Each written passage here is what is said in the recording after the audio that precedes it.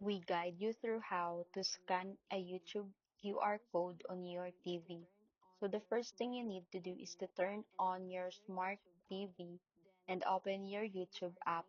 Then make sure you are signed in to your account. On the TV screen, go to the settings or profile section and look for the option that shows link with phone or sign in on mobile device, where a QR code will appear. Now, grab your smartphone, open the camera app or a QR scanner, and point it directly at the QR code displayed on your TV screen.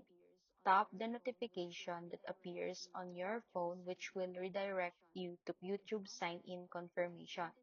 If prompted, log into the same Google account you use on your TV and confirm the pairing. Once confirmed, your TV will automatically sync with your phone, allowing you to control YouTube, search videos, and cast content instantly. If the QR code doesn't scan, adjust your phone distance or increase TV brightness for better detection.